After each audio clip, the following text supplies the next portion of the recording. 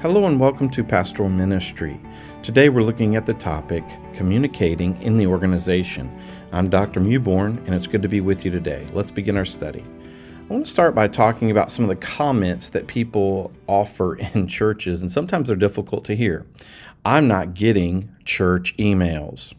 I'm not being heard. I am always the last person to hear about it. No one ever tells me anything. I guess they don't care about me. These comments are shared all the time in churches because people don't feel that they are knowledgeable of what's going on in the church. And I think we need to work very hard to communicate well, communicate effectively, and communicate in ways that seems personal. And the more that a person knows about something, the more they're willing to be a part of it or feel that they're a part of it. And so throughout this lesson today, we're going to talk a little bit about communication in general. And we're also going to talk about ways to improve communication within the church. I like this saying here. It says, a man goes to a psychiatrist. Nobody listens to me. The doctor says, next. Kind of a funny little saying there. Well, try to avoid this practice in the church. Try not to look past people. Try not to neglect them or act like you didn't hear them. It's important to make sure that we are listening to the folks in the church, and not just that, we're communicating well to people so that they're hearing what we're saying. So if we're making a comment, or if we're sharing some new information or something very important for them to know, we've got to communicate that well, because if they don't receive it or they don't take it in, there's a good chance that they're not going to be for it when they hear about it later on. And so we got to work on that the best that we can. There's a saying that I've heard in my time in ministry: what a Baptist ain't up on, they are down on. And what that just simply means is if someone in the church doesn't know about something, they're probably not going to be for it.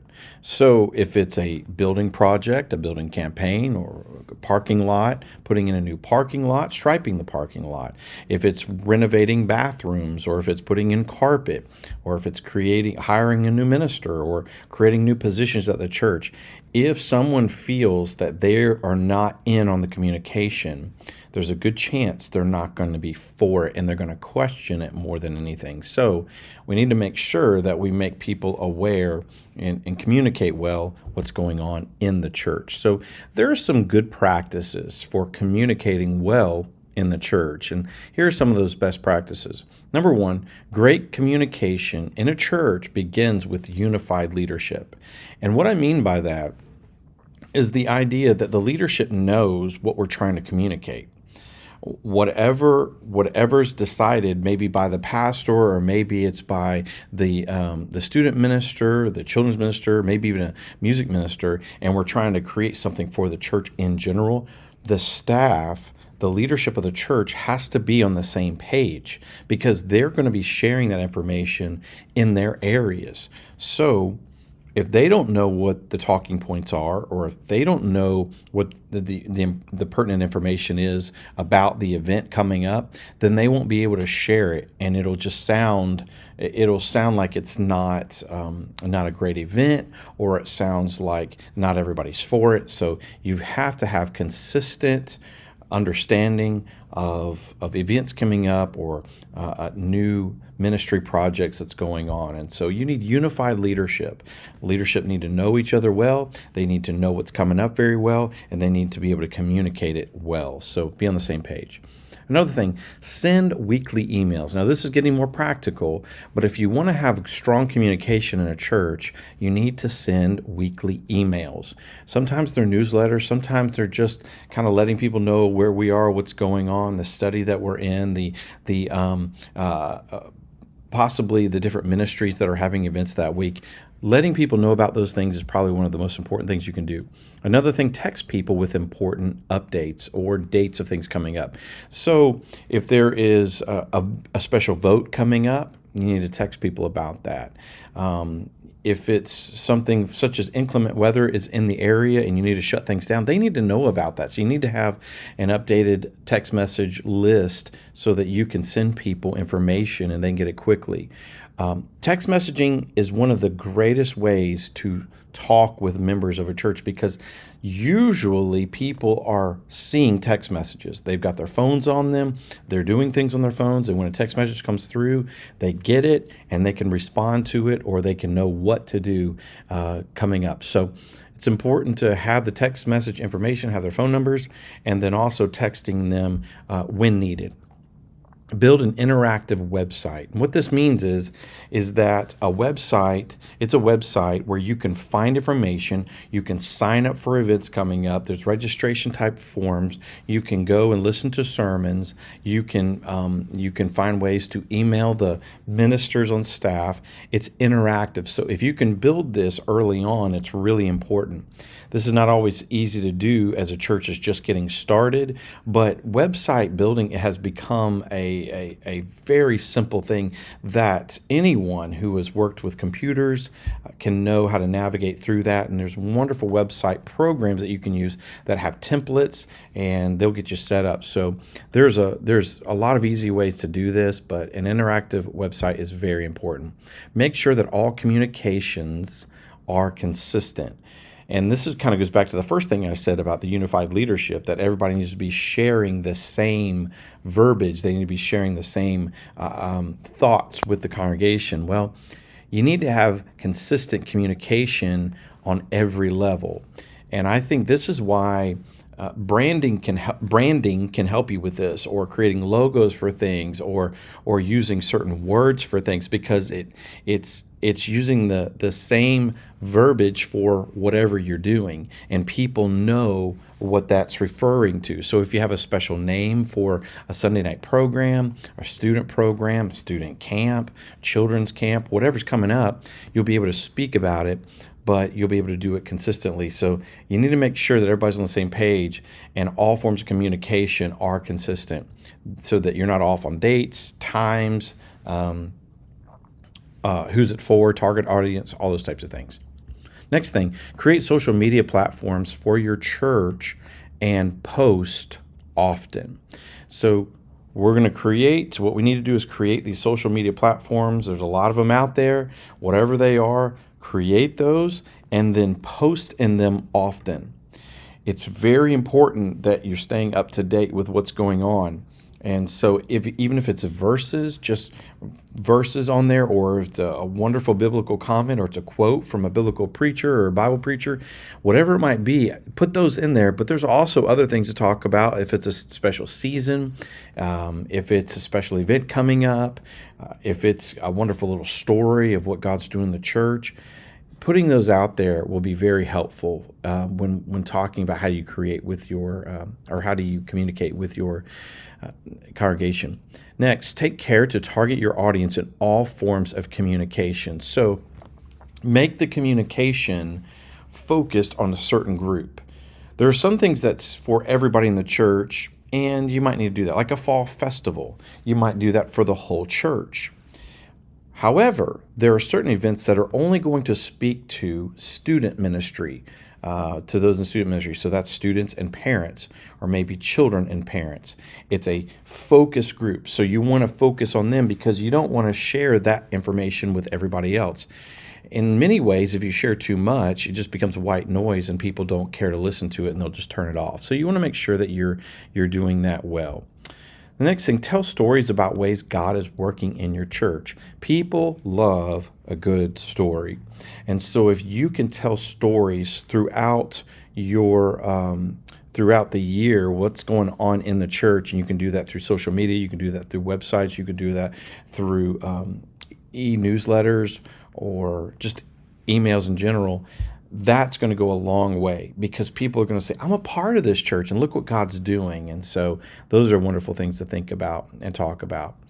So what do we do? How do we talk about this whole idea of communicating well? What is communication? And I wanted to talk about this because I think it's important for us to understand how we get the point across. So we talked about the practical side of it. So let's just back up a little bit and look at the communication. What is communication in general? There's nothing quite so wonderful as a good idea. There's nothing so tragic as a good idea which cannot be communicated. So you can have a great idea, you can have a great message, you can have a great sermon, but if it's never communicated well, or if people can't hear you, it doesn't matter how good it is. If they're distracted, or if it's too quiet, or whatever it might be, those issues in the communication process will eliminate the chance of any communication at all. And so we need to work on that. Just here's the communication model, and I just want to give you some thoughts about this. So we got a sender, we got a receiver, we got encoding, we got decoding, then we got a channel in the middle, we got the message, we got feedback, and then we've got what we call noise. And noise sometimes can create some distraction. You may not be hearing everything. And oftentimes people say, "What were you saying?" or "What was that about?" And that's because there's a distraction in the room. There's noises in the room. Maybe a dog barks at a time that you're talking, or maybe a kid cries and screams, or maybe something happens on the TV and it's too loud while you're talking and you can't hear. And so those are some things we want to look at just quickly. Let's talk about the source. So there's a source, which is the sender, and that's the person who's going to be sending the message. It begins in the mind of the sender. The source can be a short sentence or long oration. It can be either, but it starts with the sender. And then there's encoding, that's a part of this as well. And this is the encoder here. Once the sender has decided upon the message, the idea is transmitted through some form of communication. And so this is usually going to be through spoken word. Now, sometimes there's nonverbal communication that people would use, and you can tell what people are saying, whether it's with their eye contact or the way that their face looks at a certain time. They're happy about something, they're not happy about something, whatever it is. They might use their hands to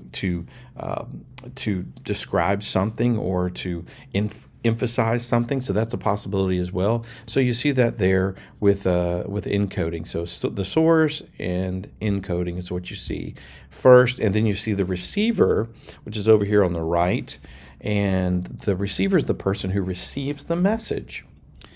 The decoding is right here. The message is received and comprehended by the receiver. And so that's what you see in this area of the illustration.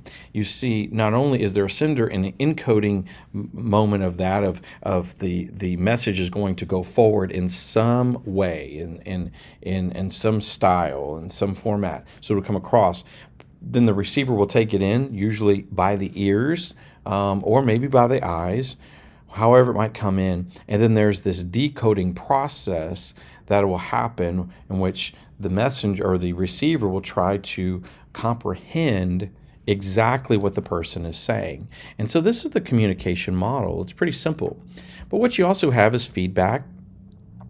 And so feedback is helpful for the receiver to communicate his or her understanding of the sent message. So sometimes people will give feedback by nodding their head yes or no, or they might kind of like show a face of concern. Whatever that face is, it's showing I'm listening to what you're saying.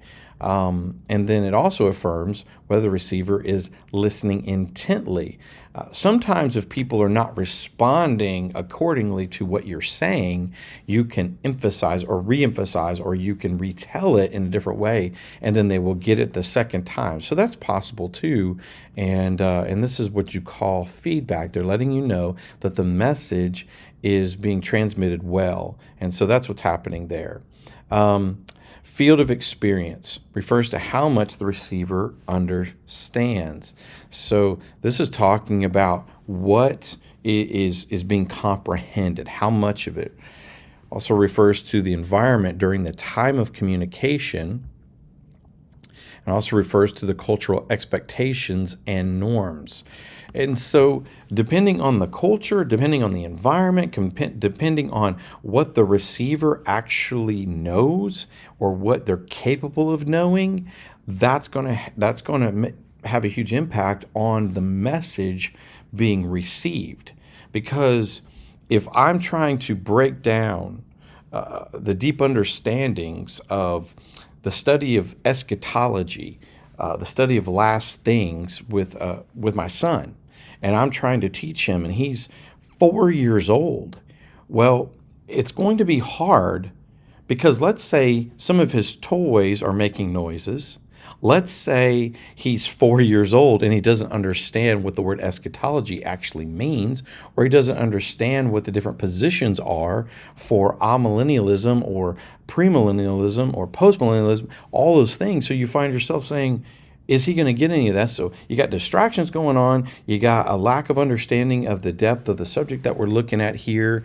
And so we've got issues, and he may not even understand what to do with the information. So you've got all kinds of problems, and that's what we call the field of experience that becomes such an issue, and we have to know this. That's why people say you got to know your audience. You got to know who you're talking to. It's not that you dumb things down. It's not that you. That's not that you say things just in a childlike manner. But what you do need to do is you need to speak to people with certain expectations, and understanding the environment that you're in, understanding the culture that you're involved in, and understanding the level, maybe the maturity of where people are, because that can matter in all of these things. I heard it once said years ago that if you're going to preach in any church that's all levels of people, you probably should preach to the eighth grade level. You should probably preach to the eighth grader. Think about preaching to them. And I think that's somewhat of a good practice, because that's probably going to meet everybody at a certain place. You're going to be able to engage with a young kid with that kind of approach, but you'll also, if it's got some deep convictions in it, you'll be able to reach those who have been Christians for 50 years, 60 years. So there's some good things in that. I don't know. It's just something I've heard throughout the years.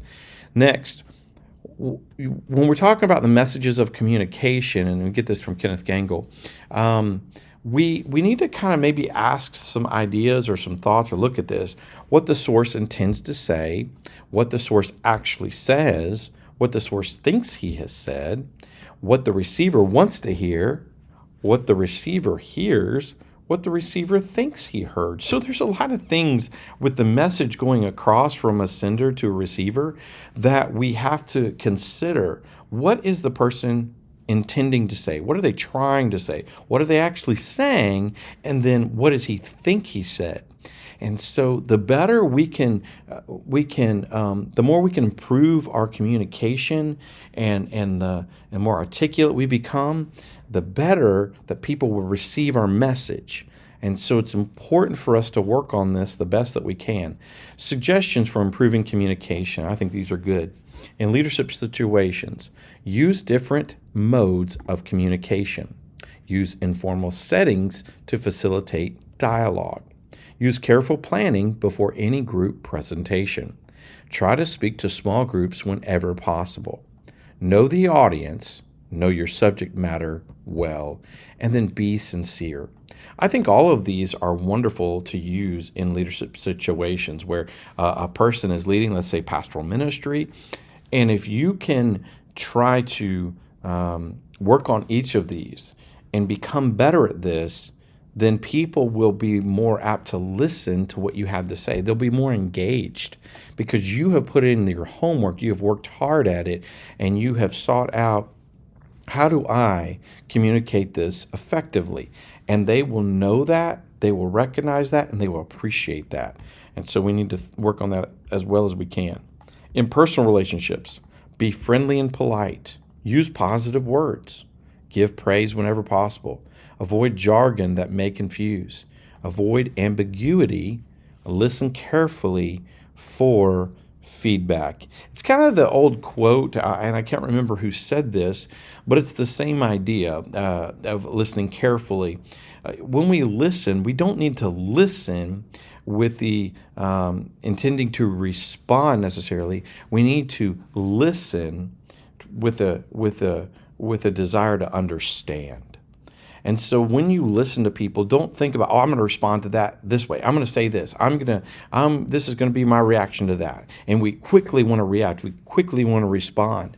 But the great listeners are the ones who say, I'm going to listen to somebody with the desire of understanding and comprehending what they're saying. And that's why I'm listening. And that's going to go a long way for anyone. Communicate through actions. I love this quote. People don't care how much you know until they know how much you care. And so as we are communicating, as we're trying to communicate, realize this. A lot of people will not care how much you know. They won't care what you're saying until you show some kind of care for them, some kind of love toward them. So I think that's something to think about. So what are the human needs, basis for effective communication? Where are people at in this level of communication? Or what are those needs? A sense of belonging. They need a sense of belonging. They want to share in the planning of things. So if it's pastoral ministry and you want to do something, think about how do we get people to understand where we're going and kind of buy into that, or they want to be a part of that. They want to share in the planning. Clear understanding of what's expected, genuine responsibility and challenge, feeling of progress toward organizational goals, and then reasonable degree of security for the future. So there are human needs when you're thinking about communication and organization. Belonging, they want to share in the planning of things. They want a clear understanding of what's expected. They want to be challenged. They want to progress towards something, and then they want a security for the future. Are we going to be around in the future? Are we going a good direction where I can grab onto that? And so this is what people want to know. And then Colossians 4, 5, and 6, I think it's a wonderful verse for us to end our lesson on today. Walk in wisdom toward those who are outside, redeeming the time. Let your speech always be with grace, seasoned with salt, that you may know how you ought to answer each one. I think it's important to always give speech and always speak with grace, and may it be seasoned with salt. I think that's a wonderful way to think about communication, and a wonderful way to end our lesson today. Talking about communicating in the organization, it's so good to be with you today. I hope you have a wonderful, wonderful day. God bless you. Talk to you soon. Bye-bye.